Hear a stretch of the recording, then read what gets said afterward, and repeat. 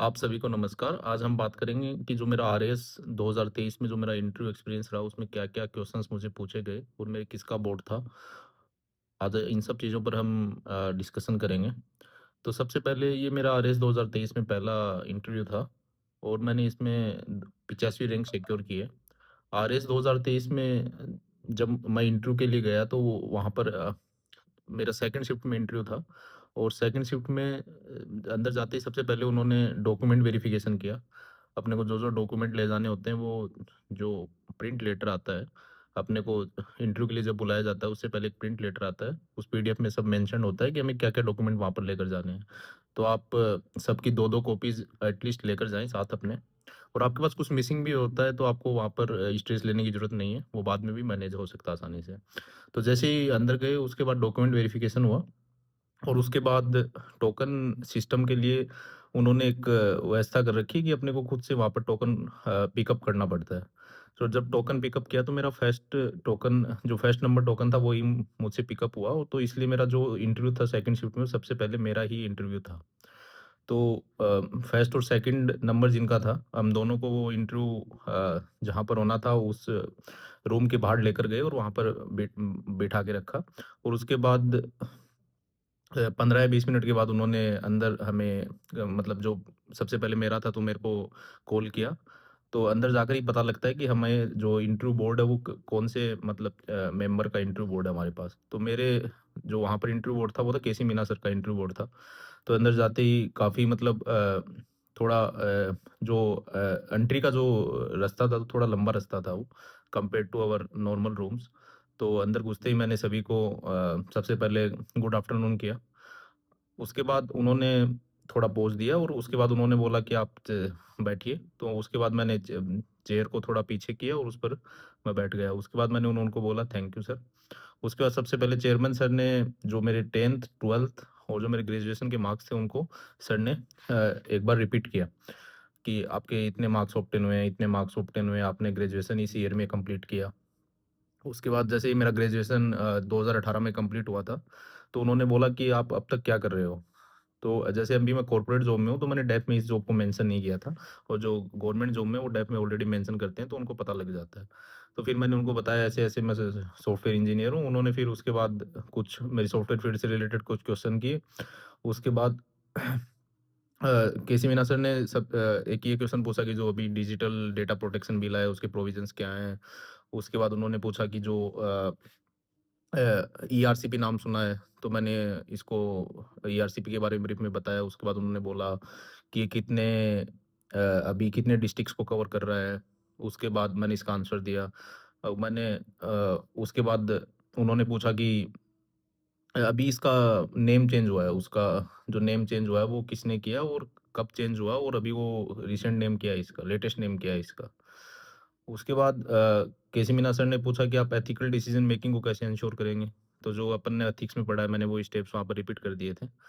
उसके बाद उन्होंने पूछा कि आप ये बताइए कि जो एक प्रधानमंत्री जन मन योजना है, जो अपने इकोनॉमिक सर्वे में मेंशन्ड थी, लेकिन वहाँ इंटरव्यू बोर्ड में थोड़ा इतना माहौल ऐसा रहता है कि मतलब उस टाइम इंस्टेंटली मेरे को रिकॉल नहीं हो पाया वो। तो मुझे लगा कि सर पूछ रहे हैं जनधन योजना क्या है? तो मैंने उनको बोला कि sir sorry sir are you asking about Jandhan Yojana? तो उन्होंने बोला नहीं, नहीं, नहीं जन मन योजना।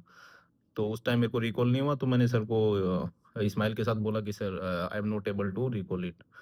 अ, उसके बाद जो सेकंड मेंबर थे एक लेडी मेंबर थे, उन्होंने क्वेश्चन पूछना स्टार्ट किया। सबसे पहले उन्होंने पूछा कि आप मुझे कोई स्टार्टअप आइडिया बताइए, जिससे government as well as public दोनों को बेनिफिट हो।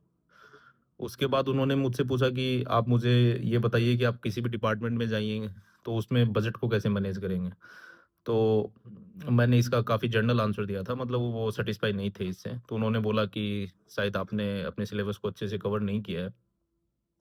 तो फिर मैंने उनको इस्माइल के साथ वापस रिप्लाई किया, सर मैंने ट्राई किया सिलेबस को कवर करने की, मेबी कुछ मिसिंग हो गया हो तो अपन सर मैं वापस जाकर इसको रिपीट कर लूँगा। ठीक है।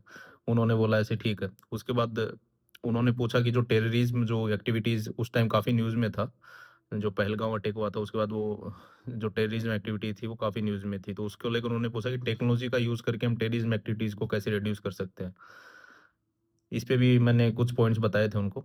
उसके बाद उन्होंने पूछा कि जैसे राजस्थान है इसमें डाइवर्सिटीज़ जो हैं आप उनकी जो भी डाइवर्सिटीज़ हैं, वो किस-किस टाइप्स की डाइवर्सिटीज़ हैं, इस पर उन्होंने क्वेश्चन पूछा था। जैसे जियोग्राफिकली ये डाइवर्सिटी है, हिस्टोरिकली ये डाइवर्सिटी है, कल्चरली ये डाइवर्सिटी है, तो अपन इसको इस तरीके से आंसर कर सकते हैं।